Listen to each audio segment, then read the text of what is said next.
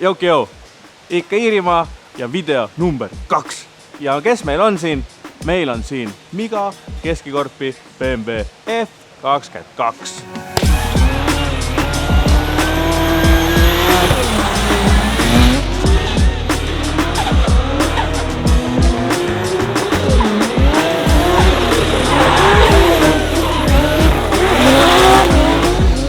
Seda autot me ei hakanud õue lükkama, sest nagu Iirimaal on kombeks, siis äsja tegime Tärene autost video, ilus ilm ja pool tundi hiljem vett sajab niimoodi, et nüüd me oleme siin telgis, et natuke on müra, aga küll me hakkama saame. Ehk siis keskikorpi F22, nagu te enne mäletate, tal oli E91, mis oli siis F39 tehtud, aga nüüd on päris F22. Nagu ikka, hakkame pihta siis tagant, väljast. Väljast ma võin kohe ruttu ära öelda. HGK bodykit, very nice, Klaas Viiber bodykit, aga teeb selle auto väga ülbeks, et väga tuus on vaadata. Nüüd lähme sinna pagasnikusse, hakkame sealt ettepoole tulema, sest siin kapoti all on midagi väga uut ja huvitavat. Nii, piilume kohe siia siis sisse. Põhivärk minu meelest on juba keskikorpi käekiri, et sul on tagumine tala on alumiiniumist. Mäletad, eelmise autor oli ka väga äge tükk, ilusti ilusa tõmbused. Eelmine kord mõtlesin sama asja ei öelda. See vend ikka oskab õmmelda. Jaa, töö. Alumiiniumist tagumine tala, siin on siis bashbari kaikad. Radikas on sükene alumiiniumist, ei ole ka mitte väga suur. Ventilaator on BMW enda tükk, mida siis juhib PDM.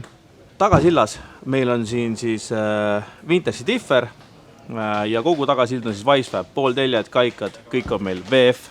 Vaheseine on tal siin B-piilari juures ja nüüd piilume, mis siin taga on. Esimese asjana näeme siis kütusepaaki, see on meil custom tükk. Seal sees on meil 2 AEM-i pumpa. Nagu näete, seal on meil CFC unit ilusti. Tulles siis edasi, näeme siin suurt kütusefiltrit ja siis siin kütusefiltri otsas on meil kütuserõhu regulaator. Ja nüüd hoolikalt vaadake. Sellel süsteemil ei ole tagasivoolu, ehk siis ainult üks tagasivool läheb regulaatorist, läbi siis FlexFuel anduri, läheb paaki tagasi. Nüüd regulaatorist läheb meil edasi 2 voolikut. Need siin. Üks läheb ühte kütusesüsteemi ja teine teise kütusesüsteemi. Varsti kapotil näete, miks see nii on. Veepump on meil Beerburgi toode ja siis on meil ka üks liitiumaku seal sükene väike mõnus tükk. Ja laiespildis ongi siin taga kõik. Ronime Miga autosse. Minu meelest see on mega naljakas, sest Miga on nagu sükene pisem poiss, kas see käib ka ära või? Ossa poiss, kui kitsas see on. Let's go, vaat seda luksust. Piu!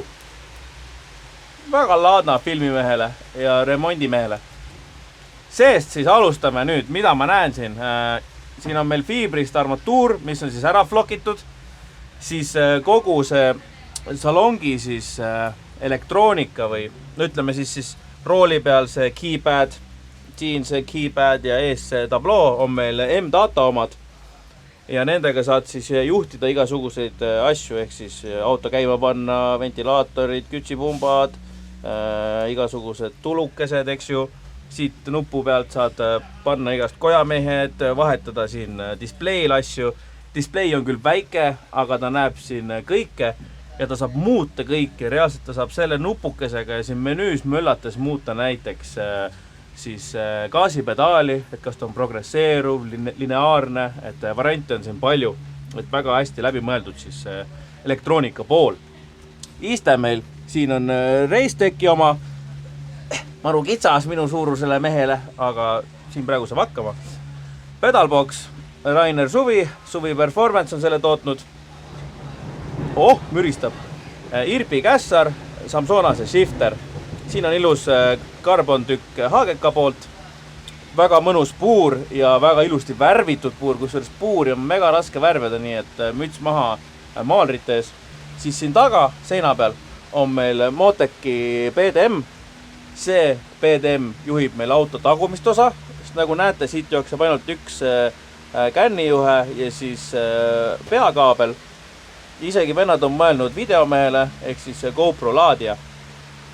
Teine PDM on meil tunneli peal, see juhib siis kõike, mis on ees otsas ja kogu seda kogu seda mootorit juhib meil Moteki M142 ja seal üleval on veel üks lisaagregaat, mis on Moteki E 888 ehk siis neil on väljundeid ja sensoreid mootoril nii palju, et ainult Motekist ei väheks, et nad pidid Motekile siis selle expansioni nii-öelda ostma juurde, et saaks kõik monitoorida, juhtida ja möllata.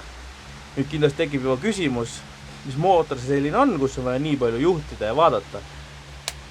Ka selleni me kohe jõuamegi. 2 asja veel. Esimene asi on sidurjala toetusplaat. Väga lihtne asi, aga kui ma jalad siia autosse panin, siis see oli esimene asi, ma tundsin, ülimugav on siin lihtsalt toetada jalga.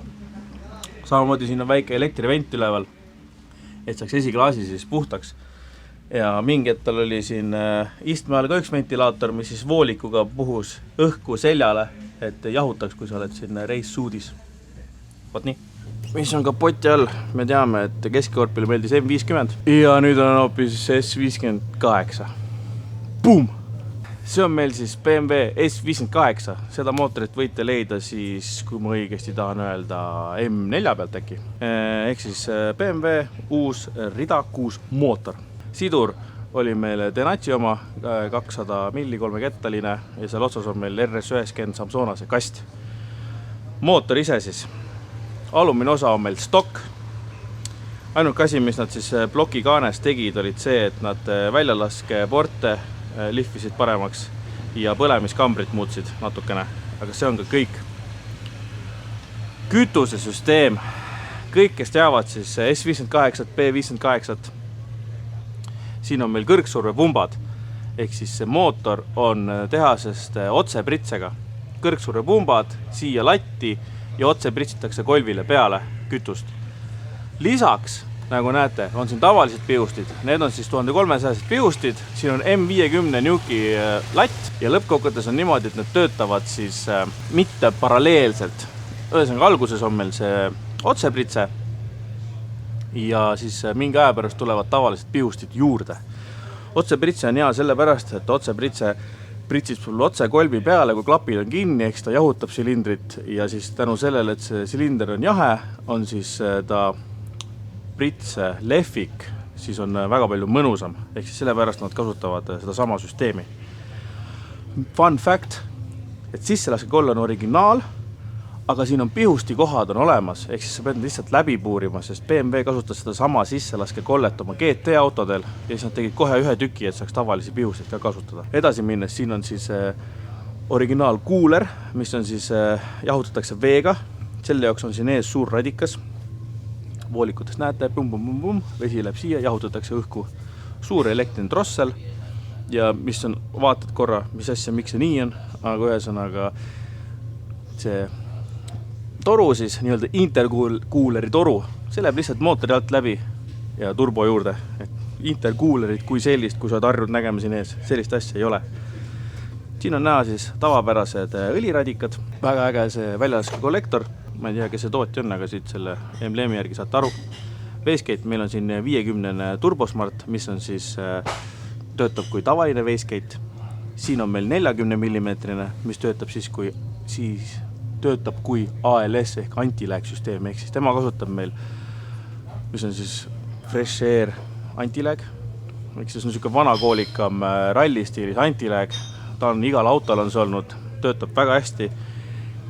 Laias pildis siis boosti poole pealt tuleb toru, Wastegate tavab selle ja lükkab uuesti sinna turbosse, ehk siis turbo käib ringi nagu turbiin kogu aeg vajadusel, oleneb siis sellest, kuidas see Wastegate teda juhib. Siit on ilusti näha, kuidas oilkats, mingi osa sellest viiakse kohe ennem turbot, ei olegi vaja tühjendada, las sööb, käib läbi. Ja nüüd räägime siis sellest elektroonika poolest, ehk siis Motek ja mida nad siin mõõdavad. Alustame siis üks lihtsamat asjadest, ühesõnaga. Esimene asi, nad mõõdavad siin, sinna mõõdavad turbo back pressure'it, siis jahkari rõhuandurid, tembiandurid, nad mõõdavad sisenevat õhku ennem drosselit, pärast drosselit, ennem turbot, pärast turbot, siis neil on see termostaat, siin on elektrooniline, et sa saad ajust muuta, mis temperatuuril ta suurele ringile läheb või ei lähe. Generaator on samamoodi, Motek juhib teda, ütled Motecile, ma tahan, et oleks 14,3 volti kogu aeg, tühikäigul on, pöörde all on, tahad vähemaks, muudad, jälle on, kõik see on muudetav, see on väga äge. Roolivõimupump, vana hea M50 tükk, ei midagi fancy't siin, siis mis seal teeb mootori veel ägedaks, siin on siis õlipihustid, noh tavapäraselt ka pihustavad kolvi alla sulle õli, aga siin mootoris on need tehasest elektroonilised, jälle Motekiga saad öelda, siit pöördes, siia pöördesse, viska õli palun kolvi alla, jahutab kolvi. Karter, siin on kuiv karter tehasest ja samamoodi see töötab vaakumitega ja mingite solenoididega, aga sa saad öelda, ma tahan, et tühikäigul on mul nii palju parri õlirõhku, pöördel nii palju parri ja siis ta ise majandab ja hoiab täpselt õiget õlirõhku. Ehk siis see on, põhimõtteliselt on ikkagi race engine, mis on tehasest väga äge. Selles mõttes, et ma ei teadnud, et see on nii läbi mõeldud siis BMW poolt.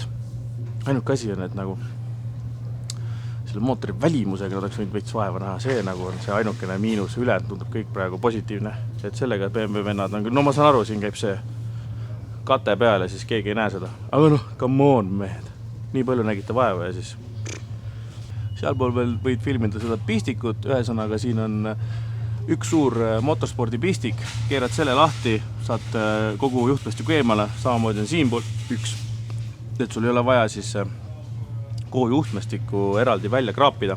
Samuti ma näen, et on seekord pannud mootori siis poolraamide külge, et ei ole silatala küljes. Sellel on, see on positiivne, et kui sul on vaja midagi silatalaga remontida, saad selle pläuhti alt ära visata, et sa ei pea mootorit toestama ega midagi sellist. Tagasilast rääksime, ees on meil siis samamoodi Wisefab, siin on meil PC koilid ja sõidab ta ka stabikaga, ehk eelmine aasta oli Wisefabil üks testipäev, kus nad käisid testimas stabikaid ja keskikorpi kasutab nii ees kui ka taga stabikat. Auto kaalub siis ilma migata 1270 kilogrammi, kindlasti saaksin mõne kilo veel maha, jutud käivad, et ta ehitab ühe sükse veel, kus ta siis proovib rohkem kaalu jälgida, sest tegelikult talle see platvorm väga meeldib ja see mootor, aga võiks vähe kergem olla. Auto tegi siis 770 hobujõudu ja 880 newtonmeetrit rattast, seda tegi 1,6 parriga. Miga ajalugu te teate, kui ei tea, minge vaadake eelmist videot, tegime ta F31/E91 pillist ka video, see oli siuke keeruline, see oli 2 autot kokku pandud. Tegime sellest ka video, seal on ta ajalugu ka kirjas. Ja kui me mõnikord ütleme, et eelmised autod on müüa, siis Miga just müüs maha, nii et seda autot enam ei saa. Ainult see on tal alles, aga tuleb varsti uus ka. Ja see oligi Miga keskikorpi F22. Võib öelda, et väga clean build, väga palju elektroonikat, väga hästi targasti ära kasutatud ühesõnaga seda mootori potentsiaali ja väga hästi on läbi mõeldud see asi. Ja kindlasti ärge unustage siis, kui te tulete Driftmasterisse, siis ikkagi aidake ja ostke mürtsi. Keda te fännate, lihtsalt näeb äge välja. Nii et tänu nendele asjadele, et tüübid siin sõidavadki. Selle autoga oli kõik. Homme äkki käime veel jalutame selle show läbi, aga vaatab, mis ilm teeb, kui siin sajab jälle niimoodi vihma, siis ei käi, aga eks paistab. Nii et järgmiste kordani. Tšau!